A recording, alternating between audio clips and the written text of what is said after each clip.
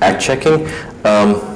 One of the things I think I removed from earlier slides was this paper says that on Windows at least that this ACK checking is sort of circular.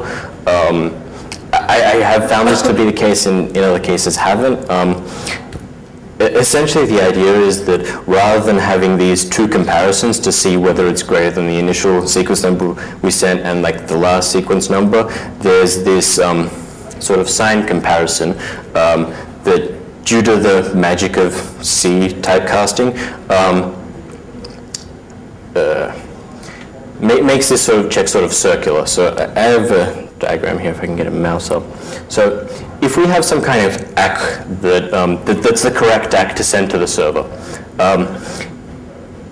what happens is if we send some like ACK here that's sort of assumed to be correct, that's within that proper like ACK window of stuff we've sent, then when that acknowledgement number is subtracted from the our ACK field, it becomes less than 0. And it sort of happens that when you sort of map this on like the circle, like the numbers that this expression here can be, you sort of get this line right across like the number space, showing that like half of them are good values, the other half aren't. So if you pick any two numbers that are 2 to the 31 apart, they're going to be correct because they're going to be on opposite sides of kind of this circle of numbers. So we use a very similar idea to part 1. We send ACK packets, which are meant to be dropped if they're valid, to the client this time instead of the server. We don't have this nasty reflection to deal with. If the sequence number is valid, then since we sent two packets with the ACKs 2 to the 31 apart, one of those packets will be correct, one of those packets will be incorrect. So if we guess the sequence number right, the client should send 1 packet back to the server. If it's invalid, it should send 2 because because even though one of the ACKs is correct, the sequence number is wrong on both of them. So essentially we detect this difference between 1 and 2 packets being sent. So yeah, as I mentioned before, window sizes are pretty big. They're usually around like 64K. Sometimes they can be considerably bigger with scaled window sizes and things, but they can be as low as 4K. It really depends on the kind of network and devices you have that are communicating. But since we're mostly talking about Windows here, 64K is a pretty reasonable assumption, which means that we only have to probe like 2 to the 32 divided by 64K is also 64K. So we only have to probe like 64K. We only have to send 64K sequence numbers, so twice that. It's not a whole lot of packets. It's a large amount, but it's feasible if you have these kind of long-lived connections. I'll talk about the specific things we could try to target a bit later. But yeah, so essentially this gives us a way to sort of determine what the appropriate sequence number is to send to the client by sending lots of these probes. The third part of the paper talked about how you get the acknowledgement number, because while the sequence number of stuff you're sending to the client lets you inject data into the connection coming from the server to the client, that's usually less interesting than being able to inject data to the server coming from the client, because the clients that you usually want to target are maybe stuff like Telnet, where the user's an administrator, or like, I don't know, an IRC server where you want to be like king of FNet for a day. But to sort of figure out these ACK numbers, we can't use the same technique against the server because the server doesn't have incremental IP IDs.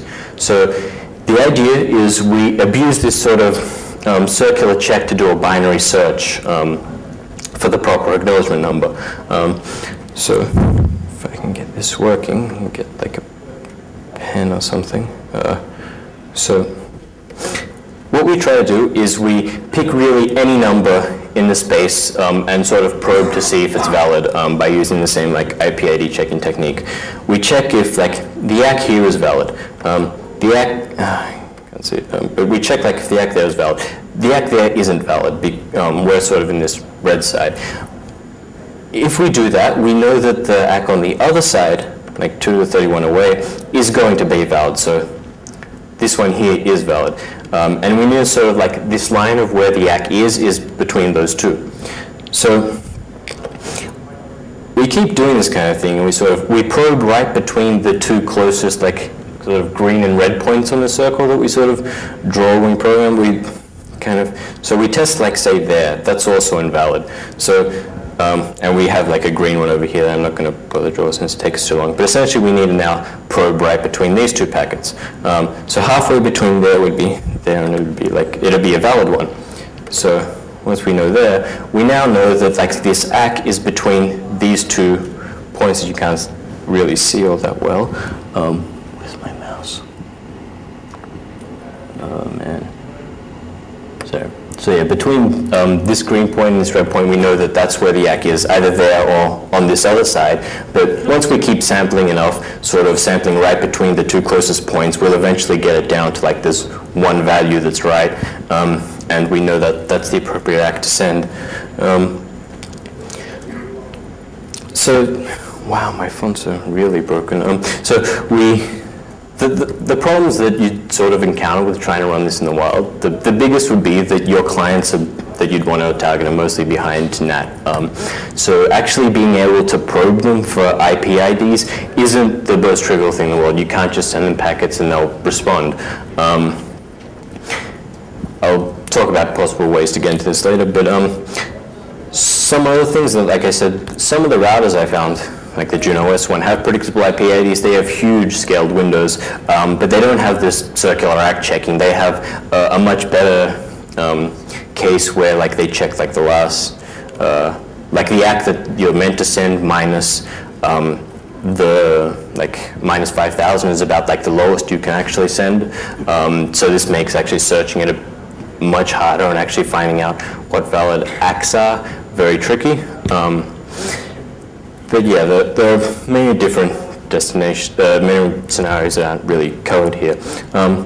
The clients behind that scenario, with some really trivial social engineering, you can get around this. Like my colleague Paul did a talk about how you can get like PDFs to persist until like the user essentially shuts down their machine or like kills the process and task manager. If you get the user to open up one of these PDFs, you can keep this TCP channel where you can probe for IP IDs alive for hours on end while you run this attack. And yeah, any situation though where you can send a packet to a host and get it to respond is enough to probe for the IP IDs and theoretically conduct this attack. The problem I found actually trying to implement this thing on Linux was that there's no actually easy way to get access to the sequence of acknowledged numbers you're meant to send for a connection. So just the nasty hack is you can sort of just send a packet to yourself pretending to be the other guy, and you'll spit out the numbers and you can sort of sniff them off the network. The case with routers, yes, most Cisco gears has all their IP IDs set to just 0. JunoOS again seems to have incremental IP IDs. Yeah, if anyone has access to this kind of hardware and would like to like give me access to it so I can play with it, it would be like very helpful, since I think either my home router or ISP is meddling with my stuff, since testing on the local network is giving me different results to testing over the internet. But yeah, that legitimate access would be great. So the overall like problems with this kind of attack, well, it's not listed here, but we actually have traffic going on these hosts. These hosts aren't completely idle. These like sequence and ACK numbers and IP IDs aren't just static. We can't just conduct this attack in a vacuum. All these parts also rely on detecting packets not sent.